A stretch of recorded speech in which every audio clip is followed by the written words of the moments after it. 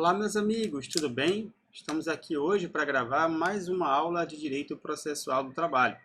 Para quem não me conhece, eu me chamo professor Hamilton Sena, sou professor da área de Direito do Trabalho e Processo do Trabalho há alguns anos, sou advogado da área trabalhista e escritor da editora Juspod.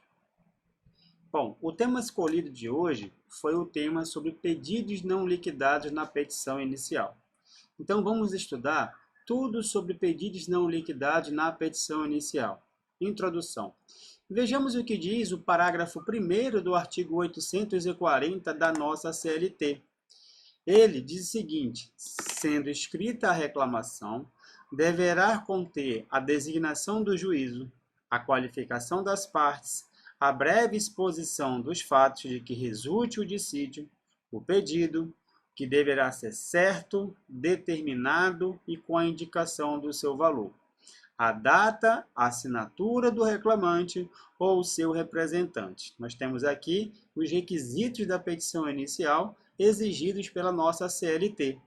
Então, assim, de acordo com o parágrafo 1º do artigo 840 da CLT, os pedidos em regra devem ser, vamos lá anotar? Peguem um caderno de vocês e uma caneta para a gente fazer uma anotação sobre isso, tá? Bom, anotem aí. 1, né? 1. Deixa eu colocar aqui.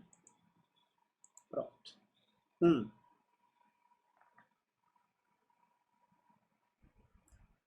Certo. O pedido deve ser certo. O que significa certo, né? Então, pedido certo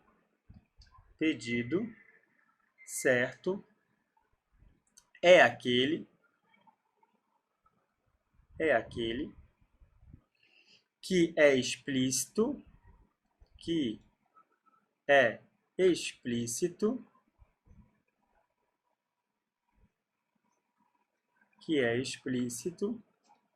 certo?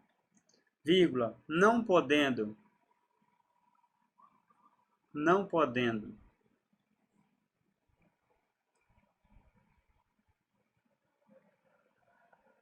ser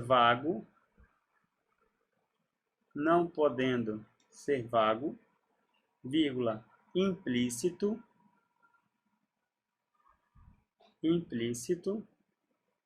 vírgula, tácito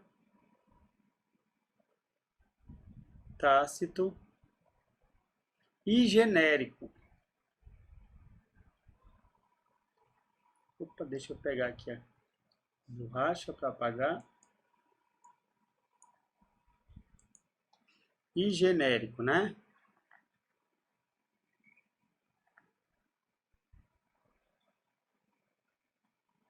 E genérico.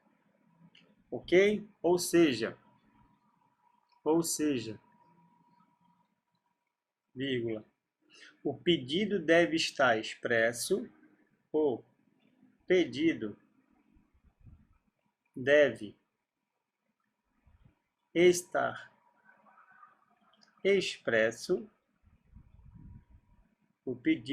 estar expresso, na peça inicial, então, na petição inicial. Ponto. Exemplo, vírgula, requer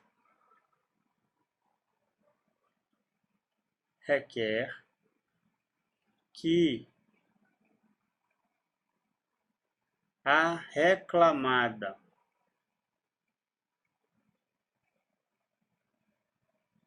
seja condenada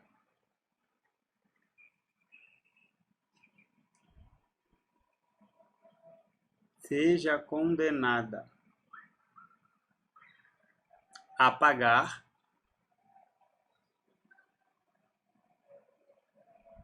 horas extras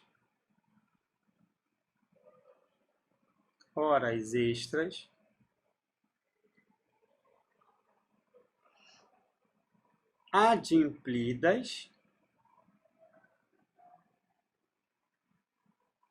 no curso do contrato de trabalho. Então, volta para mim. Esse primeiro tópico, né, em que ele fala aqui que o pedido deve ser certo, tá? O que é um pedido certo? É um pedido que é explícito, não pode ser implícito, tem que estar presente na petição inicial, né? Não pode ser genérico. Então, no caso que nós utilizamos, requer que a reclamada seja condenada a pagar horas extras. Ó, ele diz o que ele quer, horas extras, né?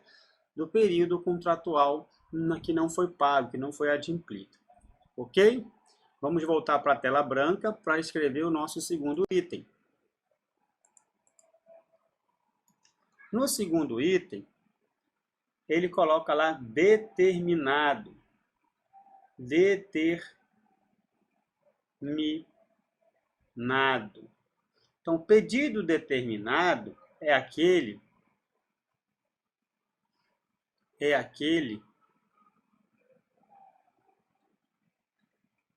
limitado pela quantidade, limitado pela quantidade,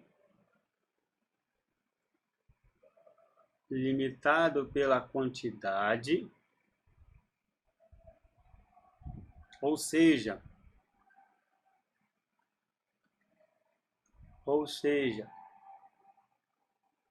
é aquele realizado de modo preciso, é aquele realizado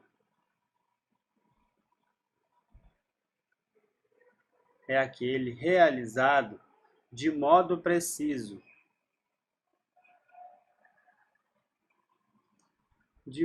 preciso, tá? É aquele realizado de modo preciso, vírgula, sem que haja margem, sem que haja margem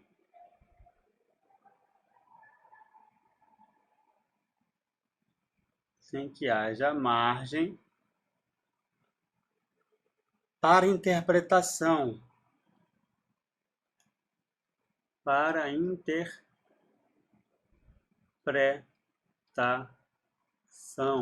sem que haja margem para a interpretação, vírgula, como por exemplo,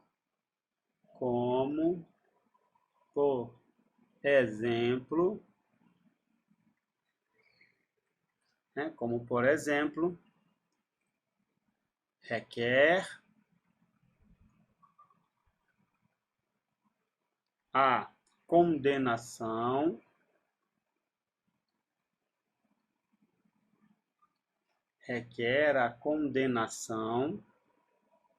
da reclamada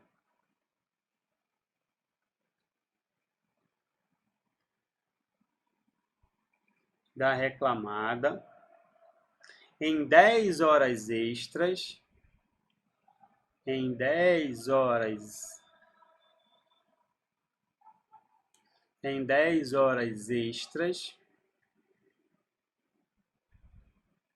semanais,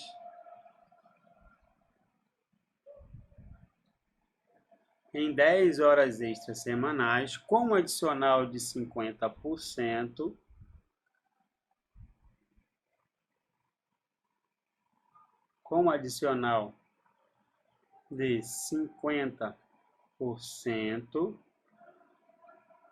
não adimplidas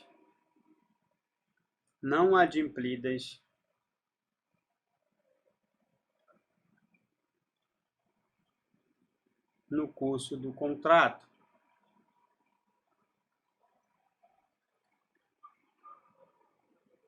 Então, veja bem, volta para mim, que nesse caso, você já fez aqui, né, um pedido certo e determinado. Pediu horas extras, que essas horas extras são 10 por semana, com um adicional de 50%, não dando margem para interpretação diversa. Ok? Então, temos ainda um terceiro tópico, que esse terceiro tópico foi criado pela reforma trabalhista. Então, vamos voltar lá. Indicação do valor correspondente. Terceiro tópico. Indicação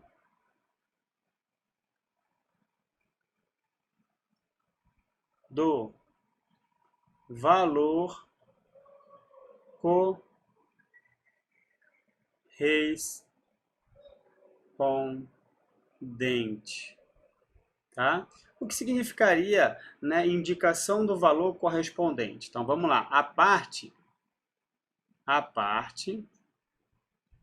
tem obrigação, a parte tem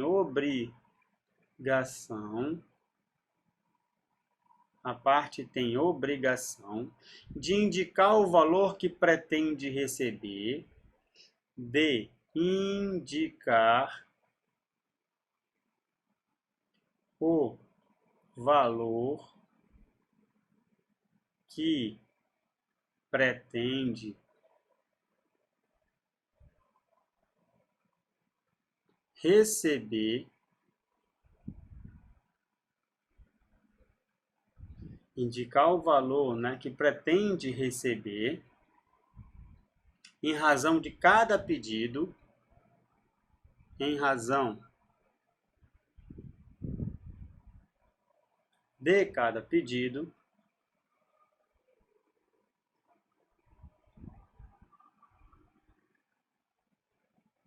em razão de cada pedido, certo e determinado, certo e determinado,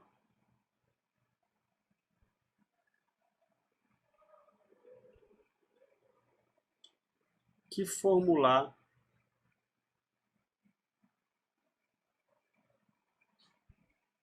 em sua petição.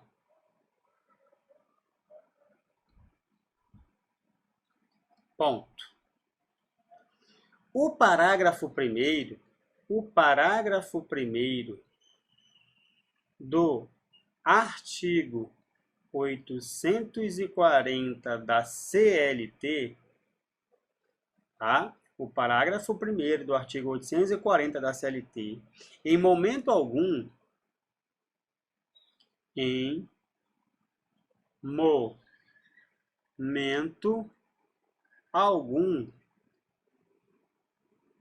determina que a parte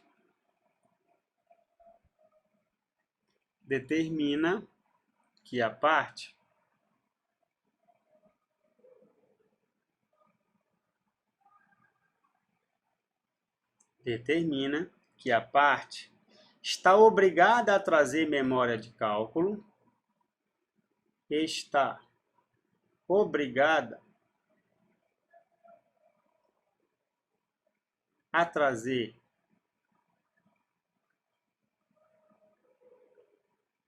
memória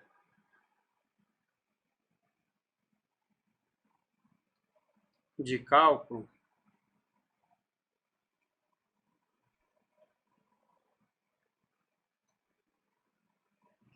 ou indicar de forma detalhada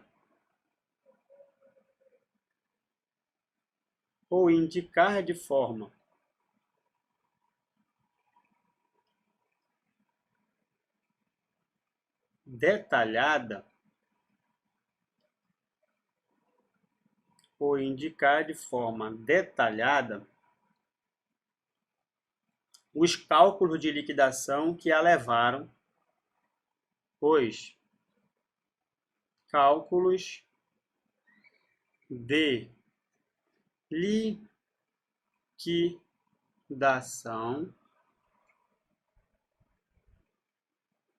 que a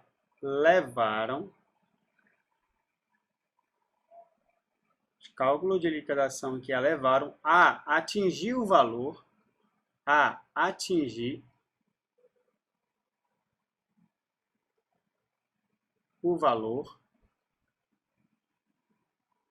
atingir um valor indicado em seu pedido.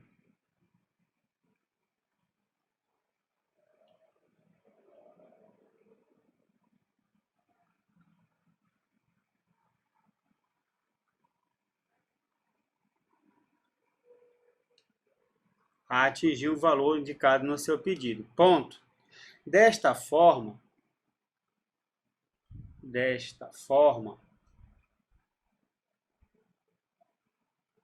vírgula, o parágrafo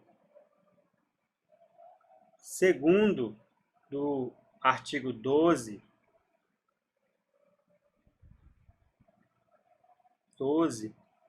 da Instrução Normativa 41 do TST prevê, vírgula, para fim do que dispõe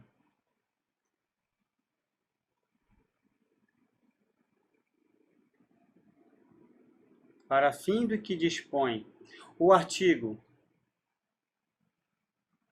840, parágrafo 1º da CLT,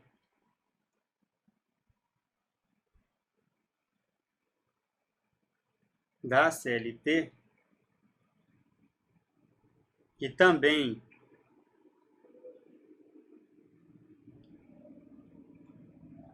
o parágrafo 2º do mesmo dispositivo,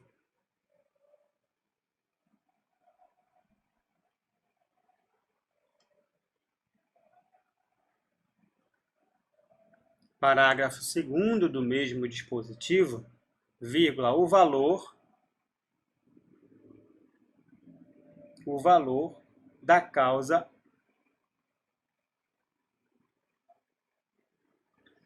será estimado.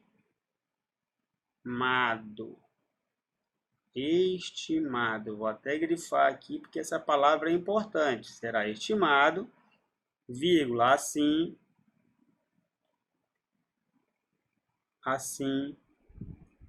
não há necessidade,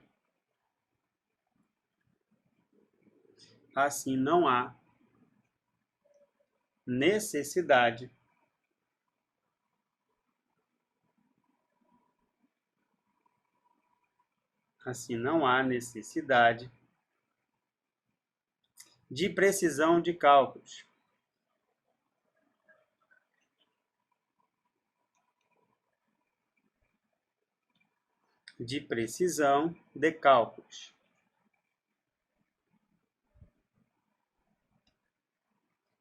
Ok? Ponto. Caso o empregado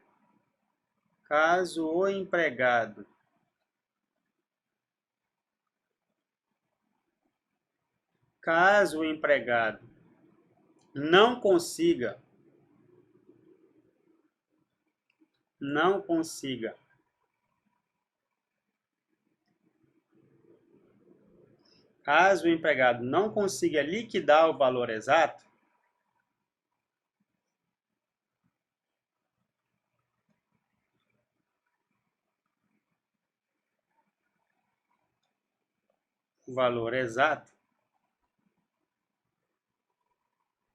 deve indicar o valor estimado.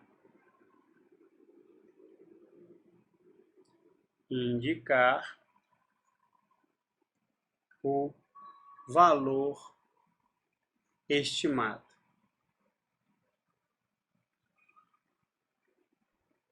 Ok, gente? Então, volta para mim. Bom, o que nós acabamos de estudar aqui? Que cabe ao empregado indicar, né, o valor na petição inicial dele, mas não o valor exato. Se ele não tem condições de liquidar naquele momento, o TST permite que ele indique um valor estimado, né? Então, é um caso bem típico, por exemplo, das multas do artigo 467 da CLT.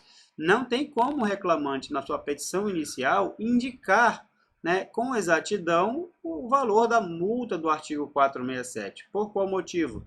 Porque a multa, ele só vai saber, né, se vai incidir ou não a multa e sobre quais parcelas e quais valores no dia da audiência, quando a empresa não pagar as verbas incontrovérsias. E as verbas incontrovérsias vão estar aparentes depois da juntada da contestação, né? Porque aí, que ela não controverter os fatos, ficam em controvérsia. Então, não tem como, de imediato, o reclamante, em sua petição inicial, já indicar um valor exato, com memória de cálculo e tudo. Então, acertadamente, o TST criou essa instrução normativa e, pelo seu artigo, né, 12, ele vem dizendo que, nesses casos, você pode colocar um valor estimado.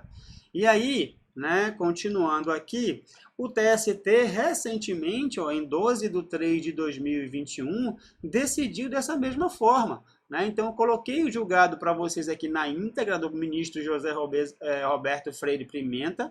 É um julgado um pouco extenso, mas depois vocês façam uma leitura com calma. Ele vem explicando tudo isso que eu acabei de digitar para vocês aí.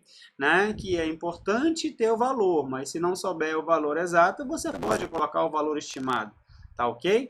Então, tem outros julgados do TST, esse não é um julgado isolado. Aqui também temos um julgado em que a emenda diz o seguinte: o recurso ordinário é mandado de segurança, ato coator consubstanciado em determinação de emenda da petição inicial para juntada de planilha contábil, óbice justificada ao acesso à justiça, Lei 13.467, que é a lei da reforma trabalhista, exigia que não consta no artigo 840, parágrafo 1º da CLT, tampouco do artigo 319 a 324 do Código de Processo Civil de 2015, ato teratológico do juiz,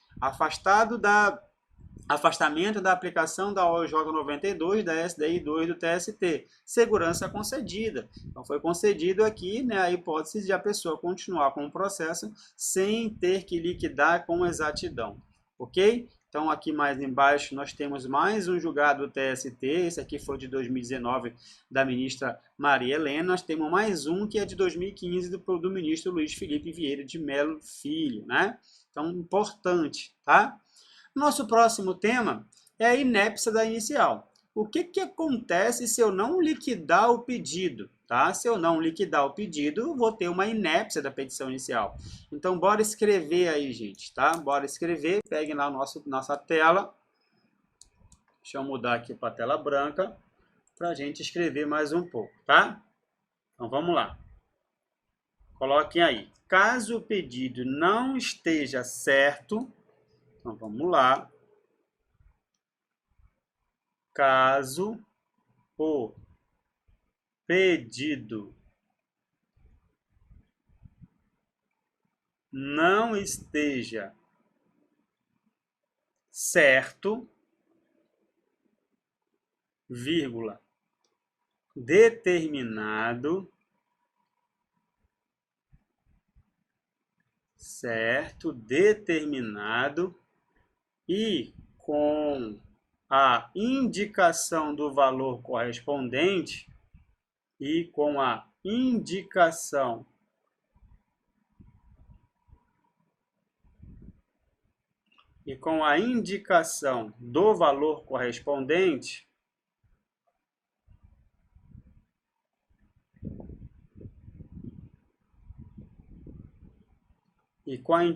do valor correspondente, vírgula, estamos diante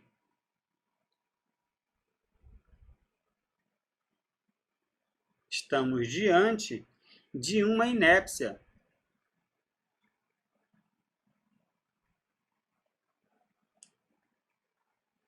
Estamos diante de uma inépcia, né, da petição inicial.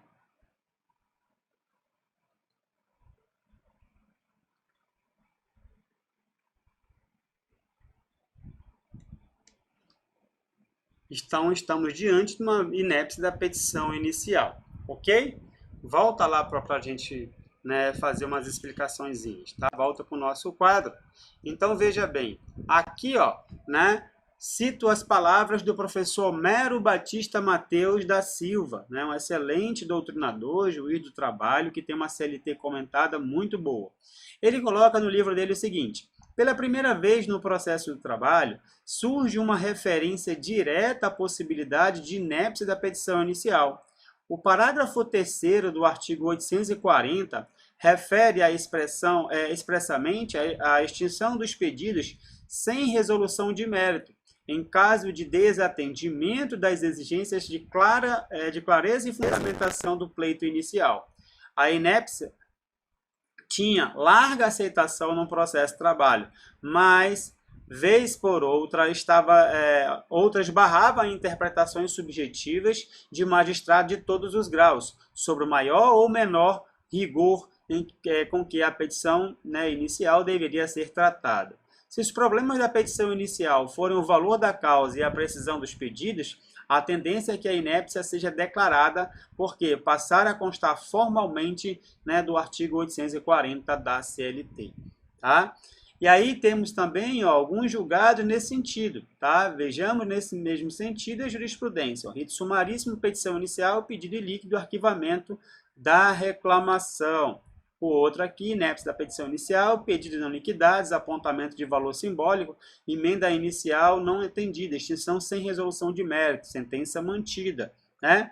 Eu até discordo um pouco aqui, porque ele colocou valor, né? E se ele colocou o valor, tá, o TST vem aceitando, como nós escrevemos aí, o valor estimado, né? Simbólico, tá? Então aqui ele disse que não aceitaria. Então, mas foi um julgado aqui do TRT, né, da 21ª região, tá? Mas está contrário ao entendimento do TST, que fique bem claro. O nosso próximo item, ó, extinção sem julgamento do mérito. Então, vamos escrever lá o que acontece quando você não colocar um pedido certo, determinado e com a indicação do valor correspondente. Nós já vimos que temos a inépcia, e essa inépcia vai gerar o quê? A extinção sem julgamento do mérito. Mas de quê? Do processo inteiro? Só do pedido? Vamos verificar agora. Coloquem aí, né, na nossa tela branca para a gente escrever.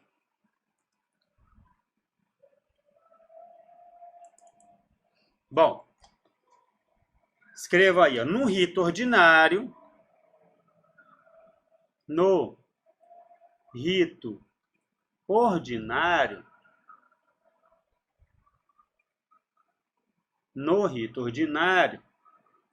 vírgula, a extinção deve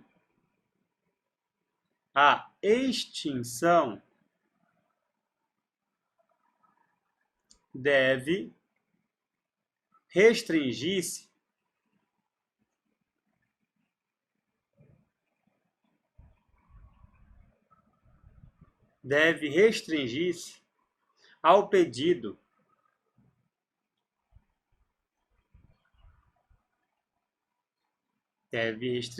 ao pedido não liquidado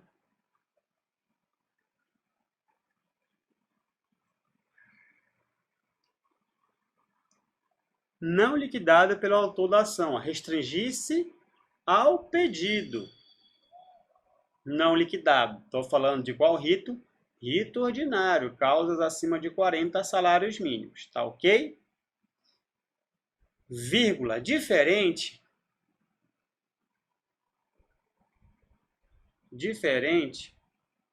tá? Do que ocorre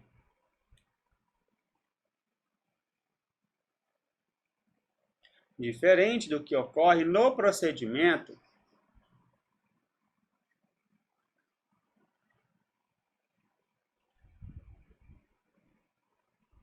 ou no rito, né, sumaríssimo.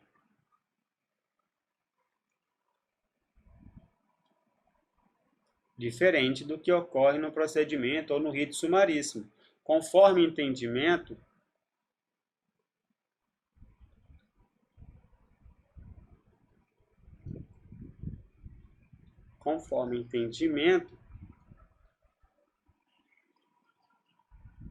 do parágrafo 1º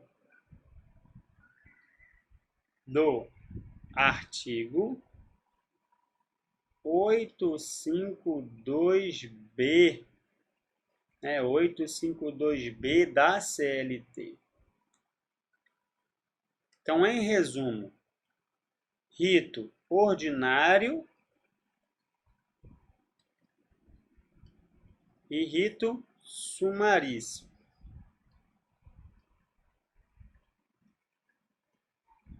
Ordinário, deixou de liquidar um pedido, ó, o pedido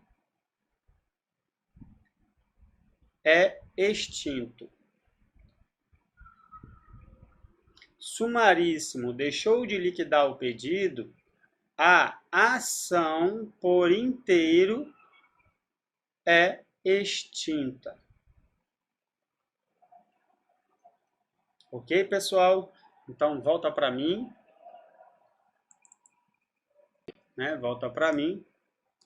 E aqui estamos diante de um julgado, né? De um tribunal que disse o seguinte, extinção do processo sem resolução de mérito, pedido ilíquido, diferença de horas extras. O pedido de diferença, né, de horas extras não foi liquidado pelo autor, mesmo depois de intimado para fazê-lo. Logo, deve ser declarado extinto sem resolução do mérito na forma do artigo 840, parágrafo 1º e 3º da CLT. Contudo, a extinção deve se restringir-se ao pedido não liquidado e não à ação como um todo. Tá? Então, no caso aqui, né, ele extinguiu somente o pedido, tá? E não a ação como um todo, porque era rito ordinário. Ok? Próximo tema seria a limitação dos valores indicados na petição inicial. Então, vamos pegar lá, né, o nosso slide para escrever um pouquinho.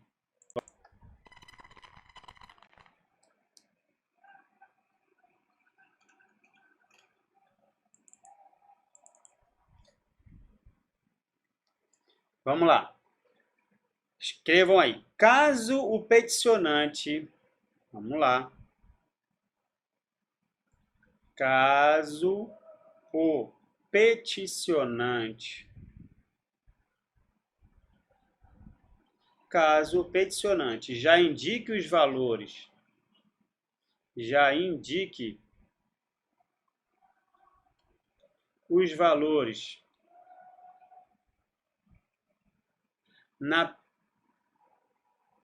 petição inicial, sem estimar o valor, né? Sem estimar, coloque valores exatos, né? Vírgula, o juiz fica limitado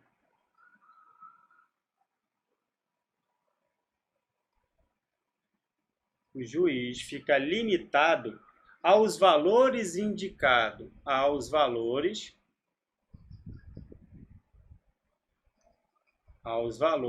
indicados.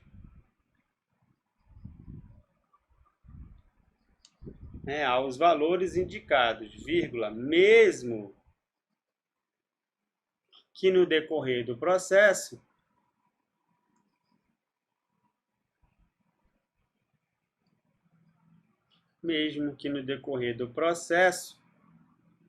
vírgula, seja verificado,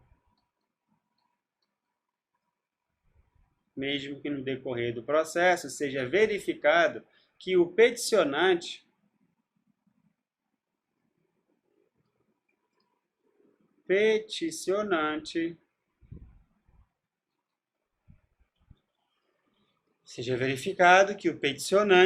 deveria receber muito mais.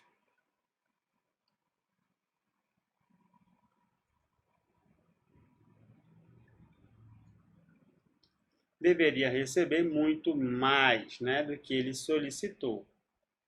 Ok? Volta para mim.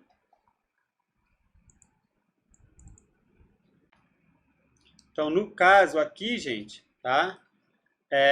O juiz ele fica limitado aos valores que você já indica na petição inicial, a não ser que você coloque uma observação que aqueles valores que você está indicando são meras estimativas. Seria até interessante você juntar na sua petição inicial uma menção à instrução normativa de número 41 em seu artigo 12, colocar o atual julgamento do TST esse 2021, colocar o de 2019, se possível também colocar o de 2015, por exemplo, tudo em nota de rodapé para ficar bonitinho, né? Que aí o juiz sabe, olha, o valor que o Hamilton deu aqui é uma estimativa. Então, se eu apurei mais, eu vou poder dar mais a ele. Por exemplo, gente, tá? Eu não entendi, professor.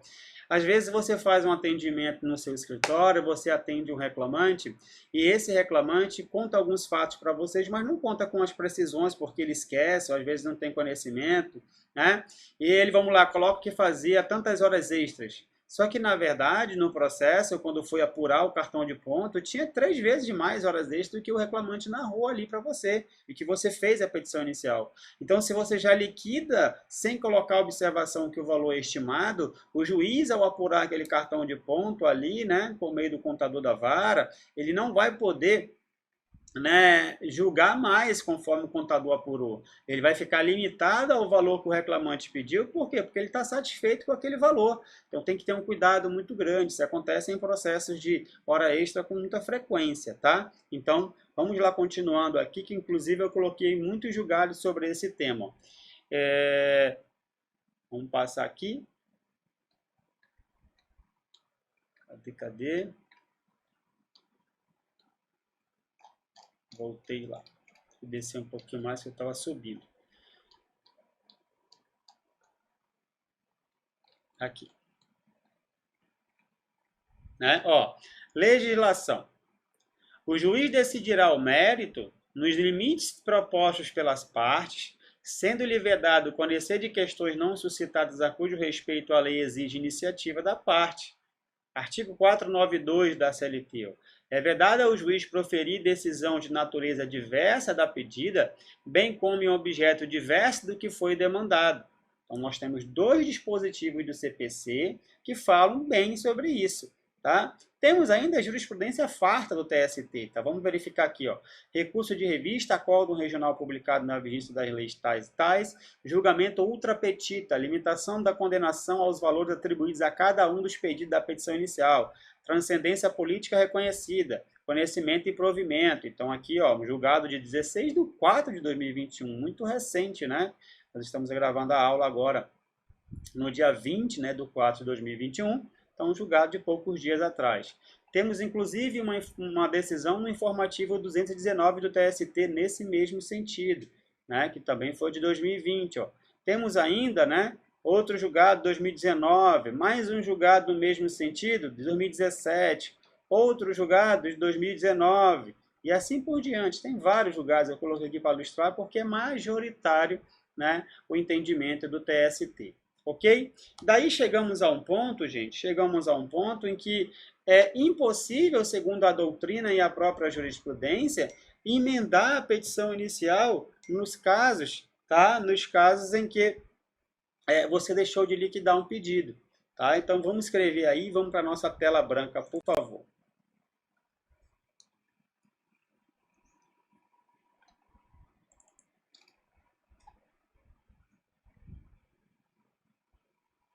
Coloquem aí o TST. Então vamos lá. O TST, a partir, vírgula, a partir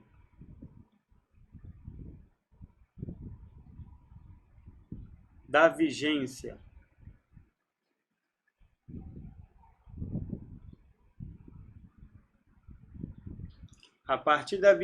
da lei 13.467 de 2017, que foi 11/11/2017, que é a lei da reforma trabalhista, vírgula, passou a entender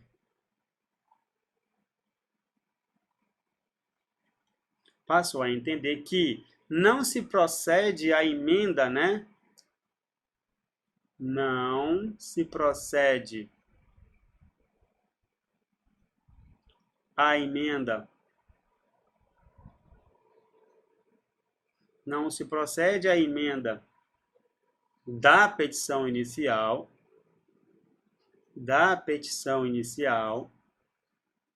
vírgula, no caso de pedido ilíquido, no caso de pedido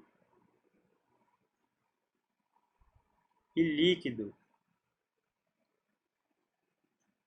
no caso de pedido ilíquido, vírgula, porque a previsão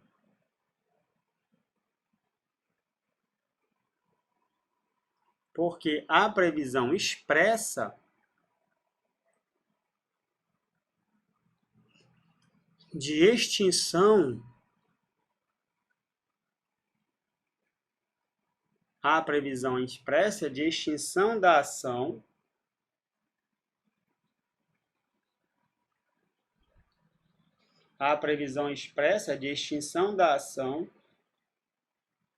no parágrafo 3º do artigo 840 da CLT. Vírgula, como já existia para o rito sumaríssimo, como já existia para o rito sumaríssimo. Como já existia para o rito sumaríssimo. Parágrafo 1º do artigo 852B da CLT. Tá? Então, volta para mim. Vamos lá. Então, no caso aqui, vejamos o que diz o artigo 840, parágrafo 3º. Os pedidos que não atendam o disposto no parágrafo 1º deste artigo serão julgados extintos sem julgamento do mérito.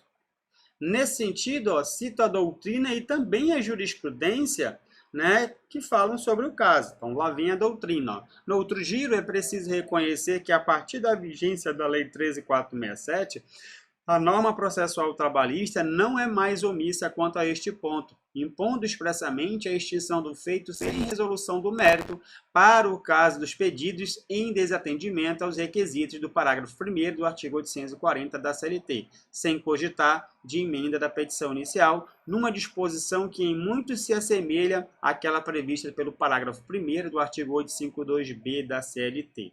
Tá? Nesse mesmo sentido, eu coloquei um julgado aí do TST, recurso de revista, ausência de liquidação dos pedidos, extinção do feito sem resolução do mérito, emenda inicial, aplicação da Lei 13.467 de 2017, transcendência jurídica reconhecida. E lá no final ele vai dizer que não cabe a emenda, porque até no meio aqui ele fala que a súmula do TST 263, ela foi superada pela reforma trabalhista, tá? Então, a súmula 263, ela foi superada pela reforma trabalhista, segundo esse julgado do TST. Então, vamos verificar, o que dizia essa súmula 363, tá? Ela coloca o seguinte, salvo nas hipóteses do artigo 330 do CPC, o indeferimento da petição inicial por encontrar-se desacompanhada de documento indispensável à propositura da ação ou a preencher outro requisito legal, somente é cabível se após intimada para suprir a irregularidade em 15 dias, mediante indicação precisa, deve ser corrigido ou contemplado a parte não o fizer. Mas como nós falamos, o julgado lá de 2020 do TST, ele disse que essa súmula foi superada. Súmula essa que ainda não foi cancelada pelo TST, continua lá vigente, porque pela reforma trabalhista ficou um pouco complicado o TST modificar ou alterar suas súmulas, tá? Então, continuando aqui, nós temos alguns TRTs decidindo o contrário, ao entendimento do TST, que eu, sendo justo, eu coloquei para vocês aí, tá? Julgado de 2021 do TRT5, que permite a emenda, Temos aqui um julgado do TRT7, também de 2020, que permite a emenda. Temos um do 2021, do TRT21, desculpa, de 2020 também. Temos outro aqui do TRT1 de 2020. Temos outro aqui de 2019, do TRT19, tá? E aí chegamos a um ponto da nossa aula em que eu preciso explicar para vocês que nem todos os pedidos precisam ser liquidados, tá? Então, vamos verificar quem não precisa de liquidação, ok? Quem não precisa de liquidação. Vamos lá. Primeiro item aí que não precisa de liquidação. Se você prestar atenção, não será necessário liquidar juros e correção monetária. Por quê? Primeiro que o próprio CPC, no artigo 322, parágrafo 1º, ele já determina que compreende no principal os juros e a correção monetária. Segundo que o TST, por meio da súmula 211, que aparece aí na nossa tela, ele vem dizendo que os juros de mora e a correção monetária inclui-se na liquidação, ainda que omisso o pedido inicial, ou seja, a petição inicial, e a condenação do juiz ou do tribunal. Na hora de liquidar, você vai sim colocar esses juros, tá? Temos ainda aqui, ó, honorário de sucumbência, que também, segundo o CPC 322, parágrafo 1º, compreende-se no principal e lá no final, inclusive honorários advocatícios sucumbenciais, tá? E aí temos uns julgados aí sobre o sentido, ó, na mesma forma, tá? Temos também julgados em sentido contrário, vamos ser justos, tá? Mas são de 2016, são julgados antigos, né? Antes da reforma trabalhista, tá? Próximo, penalidade prevista no artigo 467 da CLT, como você não sabe quais são as verbas incontrovérsias, não tem como você liquidar, mas aí para acabar com esse impasse, eu até aconselho a vocês a colocar no artigo 467, quando você for fazer o pedido, né, um valor estimado, referente às verbas incontrovérsias, e você quer um valor estimado de tanto, que aí acaba esse problema. Mas é pacífico pelos TRTs que não há necessidade de liquidar, né, a multa do artigo 467. Professor, que multa é essa? Me lembra aí? Essa multa é aquela que o empregador tem que pagar na primeira audiência trabalhista todas as verbas incontrovérsias. Incontrovérsias são aquelas verbas em que ele não tem defesa, né? Então, nesse caso, se ele não pagar essas verbas na primeira audiência trabalhista, vai ser incidida sobre elas uma multa de 50%. E essa multa de 50%, quando o juiz sentenciar, por exemplo, sentenciou a pagar férias atrasadas, férias vencidas, R$2.000 o valor das férias. Acima de em cima de R$2.000, você vai acrescentar, né, 50% de multa do artigo 467 da CLT, tá? Também, contribuições previdenciárias, você não precisa liquidar de imediato, isso já é na fase de sentença, tá? Até entendo que você não tem nem legitimidade para pedir, né, contribuição previdenciária, porque isso é um direito de terceiro, isso é um direito da Previdência Social, e, salvo engano, o artigo 18 do CPC diz que você não pode pedir direito alheio, salvo quando autorizado pela legislação, que não é o caso. Tá? Temos ainda aqui, ó, parcelas vincendas. O que seriam essas parcelas vincendas, gente? Tá? O que seriam essas parcelas vincendas? Ó, parcelas vincendas são aquelas que você tem um pedido que ele é de trato sucessivo, que ele vai permanecer durante o contrato de trabalho. Vamos imaginar um seguinte caso. O empregado trabalha para o empregador, tem 2 anos já em área insalubre, e ele não recebe insalubridade. Ele criou coragem, procurou a Justiça do Trabalho e entrou na Justiça mesmo trabalhando para pedir essas verbas, né, esse adicional de insalubridade do período em que ele já trabalhou, então vencido. Como ele continua trabalhando e a ação dele vai tramitar por um bom tempo, ele também pede os vincendos. Então, salários vencidos é aquele que apresenta até a propositura da ação, né, o adicional vencido. Né, adicional de insalubridade vencido é aquele que ele vai dar a propositura da ação e vai calcular e liquidar ali. Dali para frente, ele não tem como fazer esse cálculo. Então, ele pede salários vincendos. E aí também pode ser pedidos implícitos, segundo o próprio, né, CPC. Vamos verificar o que diz aqui o 323. Ó.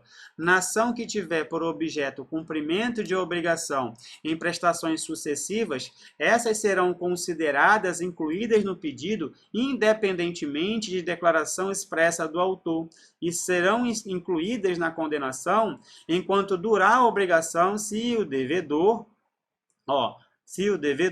né, no curso do processo, deixá-las de pagá-las ou de consigná-las.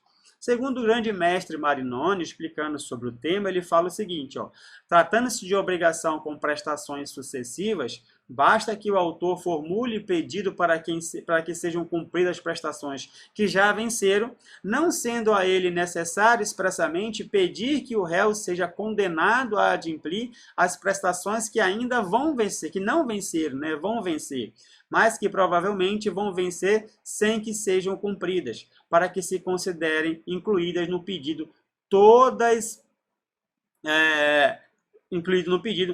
as prestações periódicas. Na verdade, quando se dispensa o pedido expresso em relação à prestação que ainda não venceram, admite-se por ficção que o autor formulou o pedido relativo não só às prestações que já venceram, mas também pedido relativo às prestações que ainda não venceram.